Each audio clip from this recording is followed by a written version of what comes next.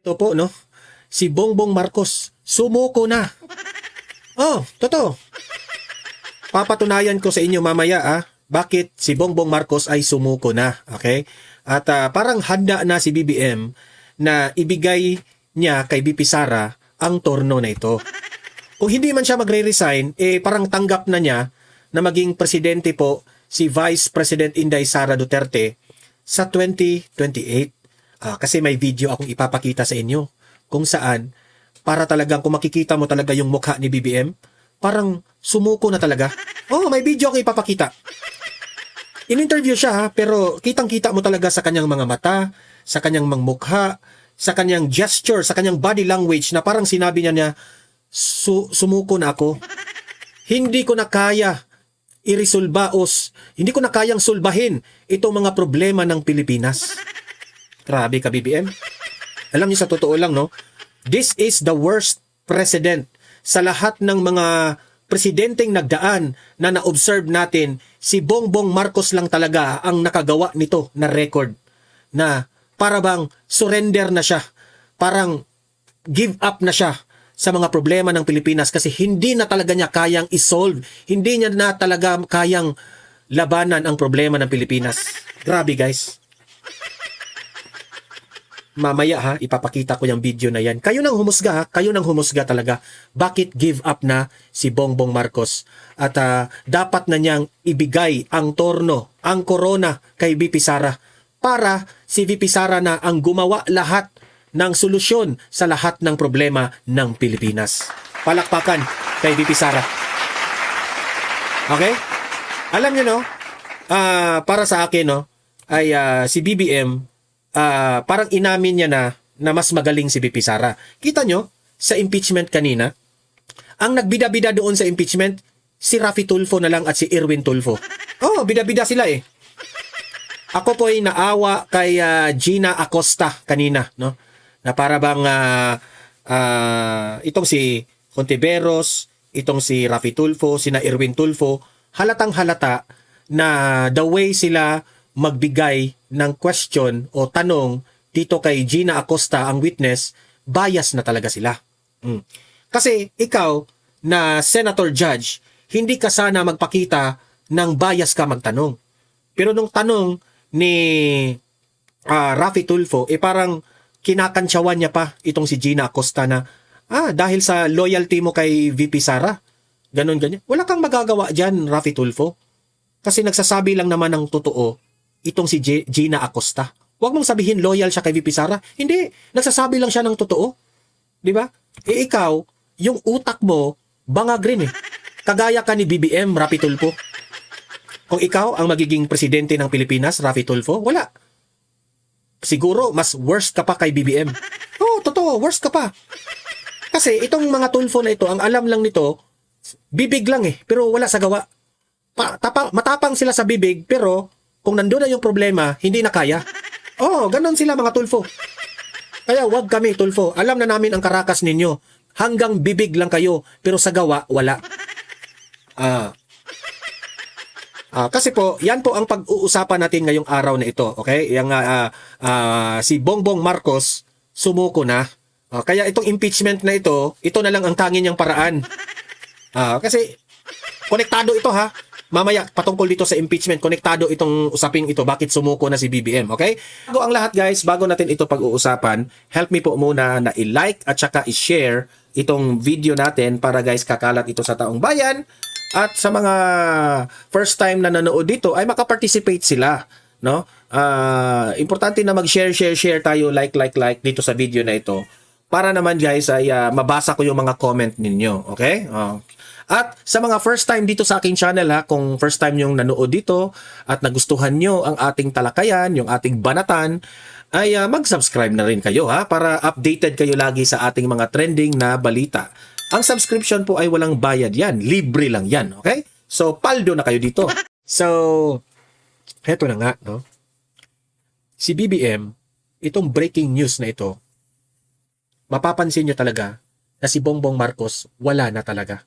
Give up na siya sa mga problema ng Pilipinas. Especially dito sa flood control. Alam nyo, God really is good, no? para sa akin. Ang bait-bait talaga ng Diyos.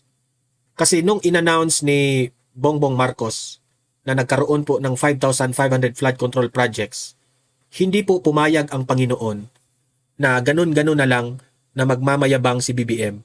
Kasi yung 5,500 na sinabi ni BBM, hindi yung totoo. Kasi yung 5,500, kinurakot ng kanyang mga kaalyado. Ha? Kinuha nila ang pera natin, taong bayan. Kaya ang Diyos natin, sobrang mabait po. Dahil dyan, finact-check sila ng Panginoon. Nung dumating na ang bagyo, ulan, bumaha, at yan po ang nagpapakita na nandyan po ang Panginoon natin. Binuking po si Bongbong Marcos sa kanyang 5,500 na sinungaling siya. Hindi pala totoo yan. Mabait talaga ang Diyos. At ngayon, alam niyo ba kung bakit mabait ang Diyos? Kasi hanggang ngayon, hindi siya tumitigil ang Panginoon natin. Hindi siya tumitigil hanggat hindi babagsak itong si BBM. Dahil alam niyang si Bongbong Marcos, ang kanyang alam niya, itong Panginoon natin, alam niya na kapag si Bongbong Marcos ang presidente, kawawa tayong mga Pilipino, kawawa ang bansa natin. Alam ng Panginoon yan. At gusto ng Panginoon, no? Destiny yan na itong si BBM ay mabuking sa kanyang kapalpakan. Panginoon ang parang gumawa ng paraan para madi-discourage ang mga taong bayan. Sasabihin ng taong bayan, ayaw na namin kay BBM kasi hindi pala marunong. Ganun ba? Okay? Kasi, alam naman natin, mga month of July, mag-start yan ng June, July, August, September, October, kahit nga December, 6 na buwan. Ano yan eh? Season yan para sa mga tag-ulan. Okay? Tag-ulan yan. At kung napapansin ninyo, hindi talaga tinitigilan ng Panginoon na mabuking itong mga kabalastugan ng flood control. Okay? Kasi nakikita natin bumabaha talaga. Ayaw man natin na bumaha, pero ang may kasalanan yan, bakit bumaha, ay walang iba kundi itong administrasyong Marcos. So, in that way, ang taong bayan ngayon, sumisigaw na, BBM, resign ka na. Ayaw na namin sa inyo. Gusto na namin, palitan ka na ni BP Sara. Ganon yun. Tapos ngayon, God is really good, no?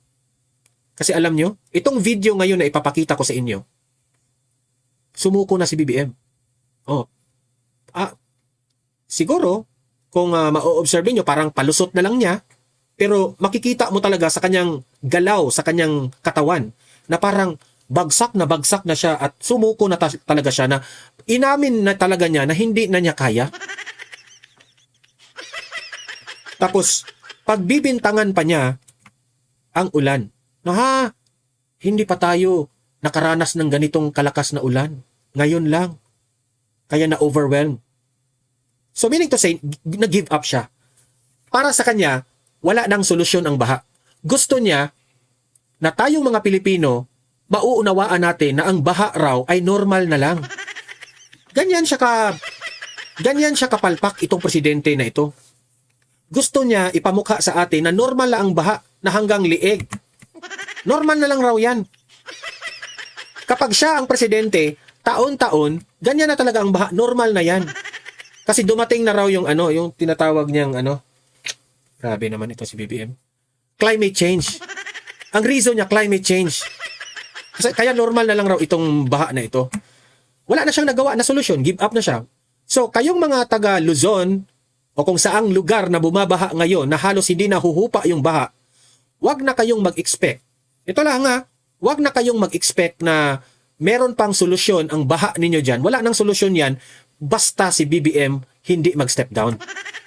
The only solution na ma-solve itong problema natin sa baha ay si BBM mag-resign. At si BP Sara ang papalit para huhupa ang baha. Totoo yan, sinabi ko sa inyo. Eto ipaparinig ko sa inyo ang sinabi ni BBM ipapakita ko sa inyo itong video na ito na nag-give up na si BBM. Tingnan niyo. Play. Kakatapos lang namin yung briefing tungkol sa flooding situation sa Region 3. At kakatapos nilang inikot-ikot. Ganyan naman sila eh. Diyan sila magaling. Nakaabang yung media, ikot-ikot sila, tinututukan ng mga video camera ng media, tapos mag-e-explain. Kagaya niyan. Yan, magaling sila niyan. Pero kung isolve ang problema ng baha, wala. Wala. Hindi nila masolve.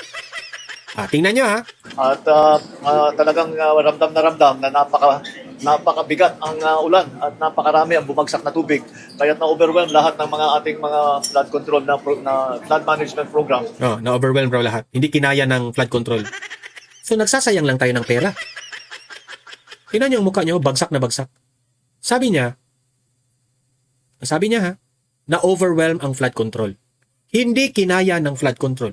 So meaning to say, BBM, ikaw ang nag-approve ng budget na yan. Tapos sasabihin mo ngayon, hindi kinaya ng flood control? In the first place, bakit mo inaprubahan yan?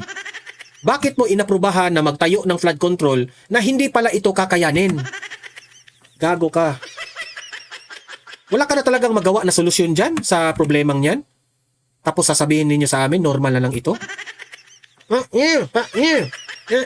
BBM, Ang problema, kitang-kita, siyempre alam naman natin na marami sa halimbawa sa Bulacan na mga flood control na hindi naman nagawa kaya nagkakaganto. Ngunit kailangan din natin maunawaan na hindi lang dahil sa problema ng flood control project, kung hindi pati na sa lakas talaga ng ulan na hindi pa natin nakita. Di ba?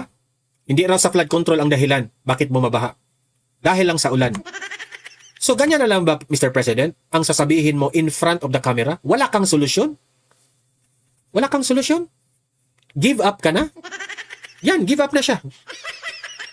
Sumuko na siya. Parang sinabi niya na wala nang katapusan to. Baha ng baha. Bakit sa ibang bansa nagagawa pero dito sa Pilipinas hindi? Kasi bangag ka lang talaga.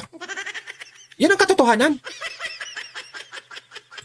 Sa kasaysayan ng Pilipinas. Ito ay ang naging resulta ng climate change. Kailangan maunawaan din ng tao na pinagbibintangan mo pa yung climate change ha? Tapos gusto mo na uunawain ka namin? Magkukurakot lang kayo ng kukurakot tapos uunawain pa namin? Gago kayo yung climate change ay talagang nandito na at nandyan tayo naapektuhan. Hindi bale at tayo yung gumawa na nakapag-desisyon tayo tungkol sa mga immediate measures na kailangan gawin in the immediate term, in the medium term and in the long term. In the immediate term, syempre aayusin natin yung mga nasira at babalikan natin lahat ng mga nasira. Yun ang pinaka-immediate na kailangan gawin na madalian para matapos ulit. Ang problema din dyan ay hindi pa tayo nakakasiguro kung titigil na yung ulan. Dahil kailangan natin... Imagine that one. Hindi pa siya nakakasiguro kung titigil ba yung ulan. So wala kang gagawin. Sus, grabe talaga ang pagsisisi namin sa iyo, Mr. President. Halimbawa, may mga lugar may tubig pa, hindi pa natin ma-assess kung ano yung damage dahil may tubig pa, may binabaha pa. Kailangan natin antayin yan. Pangalawa, binabantayan natin ang panahon. Kasi kahit yung mga nasira, pag aayusin natin ngayon, bumalik na naman yan at masisira ulit yung bagong gawa. Kaya napakasayang naman ang ating gagawin. Kaya medyo kailangan natin alalayan. Nasaan na yung yabang mo? Sabi mo, hihigupin nyo lahat ng baha. Yung tubig. Di ba? Kung naalala nyo? Meron tayong gagawin. Ang tubig, iipunin natin yan. Kasi pagdating ng tagtuyot, gagamitin. So sana yung yabang mo noon. Sinungaling ka. Kaya na mabuti na hindi pa raw sila magtatayo ng flood control kasi masisira lang. Sabihin mo, hindi ka muna magtatayo ng flood control kasi wala ng pera, ubos na. Yung mga inutang ninyo, ubos na, kinurakot na ng mga kaalyado mo. Gago ka. Maging effective kung ano man yung gagawin natin ay magiging matibay at hindi mawawala at hindi masisira sa susunod na baha. Kaya yung mukha niya talaga, nakakairita, no? Lahat ito ay aming napag-usapan. Pangiti-ngiti ka lang dyan, pero ang Pilipino, hirap na hirap na. At napagplanuhan at immediately There is a project for Sabo River Dams na 5 kaagad sa Nueva Ecija dahil ito yung kumukuha nun sa tubig sa taas. Sierra Madre na yung pinagkukuha ng tubig. At yan ay makakatulong para bawasan ang bilis ng pagbaba ng tubig, mabawasan ang siltation at makakapag-ipon pa tayo ng tubig para gamitin for house Mantakin nyo na. Kaya pala bumabaha kasi iniipon niya. produce industrial for irrigation sa agrikultura. Marami pa tayong mga iba't ibang mga gagawin. Isang long-term plan ay gumawa ng dike na kalsada mula sa malayo yung aming tinitingnan hanggang Pilar sa Bataan. And this is the long-term plan sa kasalukuyan na pinag-aaralan ngayon natin. That is about 100 kilometers, kaya medyo matatagalan, pero pinag-aaralan na natin para at the very least, meron tayong plano at meron na tayong masisimulan doon sa napakahaba na gagawin na dike na kalsada para maharang ang tubig na nanggagaling sa dagat sa Manila Bay. So that is the situation that we have now. I'm satisfied that yung immediate needs ng tao, yung kanilang pagkain, yung kanilang shelter, yung kanilang yung healthcare na dala ng pamahalaan ng national government ay nandyan lahat. Hindi naman tayo nauubusan ng gamit, hindi naman tayo nauubusan ng tulong. At patuloy yan hanggat nangangailangan yung tao ay binibigyan natin silang lahat ng mga kanilang pangangailangan. So that is the situation for now. It is still a developing situation. Hindi pa tapos ito. So we will continue to monitor. We will continue to do everything that we can so that we will mitigate the effects of this very strong rain and the flooding that follows it. Itong speech niya, useless. Kung ako pa sa kanya, hindi na lang siya nagpapa-interview. Totoo. Kasi kung magpapa-interview ka man lang, tapos ang ibabalita mo sa taong bayan ay walang good news, huwag ka na lang humarap sa media. Di ba? Kung haharap ka sa media tapos wala naman kang solusyon na ibibigay o bad news man ang ibinibigay mo, you might as well tumahimik ka na lang. Wala kang solusyon eh. Di ba? Saka ka magpapamedya kung meron ka nang nagawa. Isa pa itong nasa likod mo, si Dizon eh. Hindi kasi yan engineer, kaya wala talagang magagawa yan. Hindi alam. So, nakikita mo sa gesture o sa galaw ni BBM na sumuko siya. Inamin, that interview alone, inamin niya na hindi na niya kayang gawa ng solusyon ang baha. Mr. President, ito lang naman ang panawagan ng taong bayan, Mr. President. You step down. Resign. Ibigay mo na kay BP Sara. Hindi mo na kaya, Mr. President, maawa ka sa mga Pilipino. Hindi mo na kaya. Kung totoong may pagmamahal ka sa taong bayan, Mr. President, hindi mo hayaan magdusa ang taong bayan. Kung meron kang pagmamahal, hindi mo hahayaang magdusa kami. Pero kung may pagmamahal ka, alam mo na mas magaling pa si BP Sara sa'yo, ibigay mo na ang korona ni BP Sara para lahat ng ito magagawa ng solusyon. The problem is, selfish rin siya. Kaya nga gusto nilang ma-impeach si BP Sara eh. Tingnan nyo ang nangyaring impeachment kanina. Nag-live man tayo sa impeachment trial kanina. Tingnan ninyo. Hindi nila talaga ma-establish na merong korupsyon na nagawa. Kung ano-ano na lang, yung mga Raffy Tulfo, yung mga Erwin Tulfo, wala sa hulog yung mga pinagsasabi nila. Pati itong si Hontiveros. Para bang idinidiin pa nila si Gina Acosta na na bakit raw hindi iniimbestigahan itong mga maanumalyang pangalan, bakit raw siyang pumayag sa dito kay yung kolonel na nag-instruct sa kanya. Wala naman akong nakikitang mali doon sa ginagawa ni Gina Acosta. Gusto niya ipatawag niya yung kolonel na yun eh. Ito panoorin niyo itong next video natin kung saan nagko-komentaryo po itong si dating legal counsel ni former President Duterte at dating spokesperson rin ito ng Malacanang, si Attorney Salvador Panelo. Pakinggan po niyo ang kanyang mga banat patungkol po dito sa kapalpakan ng impeachment trial. Ito, panoorin natin. Maganda ito. Play. Gina Acosta, former Special Disbursing Officer of the Office of the Vice President, continues her testimony today at the impeachment trial of Vice President Sara Duterte. The prosecution believes it has a strong case in the first article of impeachment. That's the alleged misuse of the Vice President confidential funds worth more than 600 million pesos. But Duterte ally attorney Salvador Panelo says otherwise. We'll be speaking with him today. We'll also get his insights on the Truth Commission that will look into then-President Rodrigo Duterte's war on drugs. Good morning, Attorney Sal. Good morning, Attorney Karen. Okay, let's start with first the impeachment trial that will resume today. You previously described as worthless and useless the prosecution's witness in VP Sara's impeachment trial. What's your basis for saying that? Article 1. Yes. They're saying that the funds spent by the Office of the Vice President of the Department of Education, headed by BP Sara, was irregular. The expenses, how it was spent. And yet, their witnesses say that their findings of irregularity is preliminary and recommendatory. You mean the Commission on Audit? Yes, including the witnesses. Di ba sinasabi nila, hindi final. Madali sabi, if it's not final, what is your basis for charging BP Sara with irregularity? Eh, wala, hindi pa nga final eh. So dapat, it should be dismissed. Yung article na yon, yung misuse Article of 1. confidential funds. Yeah. That should be dismissed on motion, even by the prosecution. Because if I were in the prosecution, I will move to dismiss it. Kasi hindi naman trabaho ninyo, mag-prosecute lang eh. But to render justice, if you see that there is no basis for your prosecuting the case, you should dismiss it. You're bound by it. Kasi tungkulin nyo yun eh. The defense also can move for its dismissal. Yeah. Even the impeachment court, sui generis na sinasabi, it can. Motu Motu proprio. proprio. Kasi wala palang basis. Anong ginagawa natin dito? Because yung findings ng COA ay hindi pa final. Correct. Wala pang Exactly. notice of final disallowance.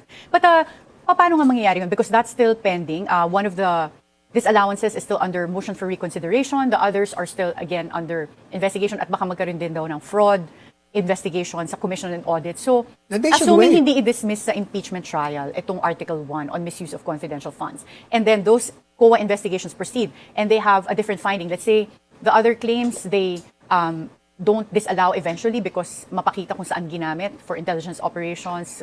Kunwari, that's a hypothetical scenario. But what would be the effect? Because like you said, sui generis yung impeachment trial. So if they vote to, let's say, convict on the basis of Article 1, and later the COA has a different finding, parang wala namang kasing motion for reconsideration sa impeachment trial decision. Kasi that's why I'm saying na i-dismiss nyo na muna yan. Kasi useless yung ginagawa ninyo. Kayo na nga nagsabi na hindi final. You can refile it if you want after the finding becomes final na may irregularity. Meanwhile, why are you prosecuting? Why are you wasting the time of the people as Correct. well as the money of the people in proceeding with this Impeachment. impeachment trial? Yeah, but do you agree with me that it can happen that the impeachment court will make a decision on Article 1, and regardless of what happens in the Commission on Audit findings, hindi na mapapalitan yung decision ng impeachment trial kung mauna ito Kumauna ang ano. They can go to the Supreme Court. later? Yes. Okay, so reacting to your criticism, House Prosecutor Terry Redon said you may have missed parts of the proceedings when you dozed off. What is your response to You know, that? when I was asked by that yesterday yata, my response was, I do not respond to nonsensical remarks made by any member of Congress who has been fired for corruption.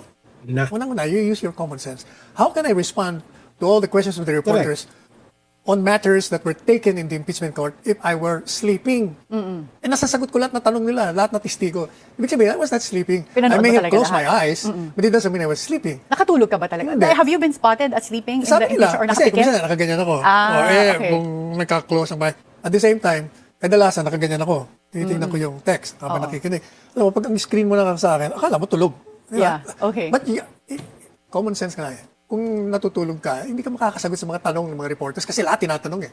Bawat mga testigo, bawat galaw. So you're ng presiding prepared, officer. you're always interviewed about the impeachment Every trial. time na ako lumalabas doon. But why do you say that you're referring to Congressman Terry Redon as I'm being referring to fired for anyone. corruption? I'm referring to anyone kasi sa who kanya makes- galing yung comment. who Tapos makes you said, nonsensical remarks. Yeah, but you mentioned Basta mga former fired- government of... Ay, ito pala yung picture mo sa politiko na nakatulog daw, pero nakatingin lang sa nakatingin, babae. oo, maliit naman kasi Hindi na ang naman mata mo. nakatingin ako sa text. But you're not alluding to Congressman Terry Redon when you said I'm referring to everyone who makes former nonsense- government official fired for Basta corruption. you've been fired by corruption, I will not respond to you because you do not have the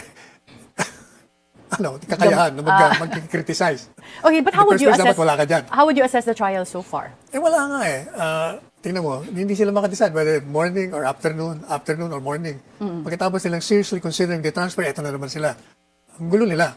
They cannot decide. Pangalawa, they keep on saying na babagaan niya, hahabaan, Bibilisan. bibilisan. Paano mo kung mabibilisan yan? Yung presiding officer, hindi niya alam kung anong gagawin niya. Dapat ihinto niya yung mga ibang tanong, pinapabayaan niya. Dapat i-contempt niya yung mga nagpupropaganda ron, hindi niya ginagawa. Ito naman mga prosecution lawyers, I don't know if you notice, tingnan mo yung direct examination niya. Every time na nagtatanong, pag sumagot ng testigo, inuulit ang sagot bago magtanong uli. Abay, aabutin ka talaga ng 3 hours yung 1 hour mo. Oo, but it's too, well, some people would say it's to the disadvantage of the prosecution na mahaba itong trial because the public Hindi. can lose interest. So, you don't think so? You think kahit Pabor sa pumapahaba- kanila, kasi propaganda ang ginagawa nila eh. Propaganda eh. So the longer na that Oo, this is propaganda aired. yun. Okay. And but the public interest can only be captured so much, 'di ba? Kung Public interest kung is swing. sobrang- That's very swing. obvious. Even, punta ka doon, halos walang nanonood sa amin doon, ilan na lang kami.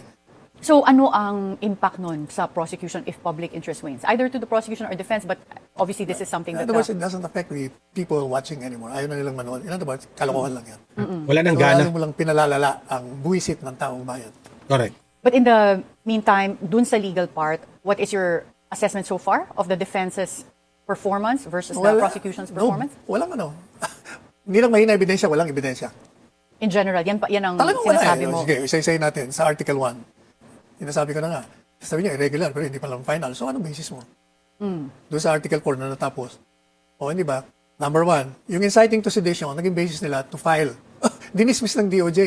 Yung isa naman, Grave threats, nag-file na ang pinapile DOJ. pa lang. Oh. In other words, ano pa lang yung prima facie. O, so anong basis mo? Correct. Wala eh. Talagang propaganda lang. Talagang the ultimate goal there is to besmirch the reputation and character of the Vice President, remove her from office, and not only to disqualify her in 2028 presidential elections, but to ban her permanently from serving in the government. What about the assessment? In an interview here on BNC, UP College of Law Associate Dean Paulo Tamases said there's no need to summon Dante La Chica, the former chief of VP Sara's security team. According to him, the testimony of VP Sara's former disbursing officer, Gina Acosta, is enough to prove that there was misuse of confidential funds. What misuse? Paano nagkaroon ng misuse? Tell us. Hindi ba pag Correct. ang Puro sila nakatanggap istorya ay hindi yung recipient dapat doon na pumirma, ano na raw yun? Misuse of confidential funds? I don't think so. Unang-una, ang dinimanda nga nila mali. Kasi di ba, pinag-uusapan nila na sino ba ang accountable? The special disbursing officer or the head of agency? Sino ba tumanggap ng pera? Sino ba nagpatupad ng disbursement? Hindi ba yung special disbursing officer? Eh bakit si Sara ang dinidimando? But is it upon her instruction? Even then. Kasi, di ba gumawa sila ng programa? Ito ang programa, pinirmahan niya. Ito. Implement it. Hindi siya nag-implement. Iba nag-implement. Correct. So kung may kalokohan doon, you should be accountable for that. Not the one who instructed you to do it. Kasi as far as she's concerned, this is the program. Okay sa akin to. Gawin nyo. Ay kung di mo ginawa yung programa, ba't kasalanan ko? Correct. Okay, so that's another argument you think for So that. malinaw yung explanation ni Attorney Panelo. Kaya itong impeachment na ito, kalokohan ito lahat. Yan ang sinabi yan ang point ni Attorney Panelo. Kalokohan ito lahat.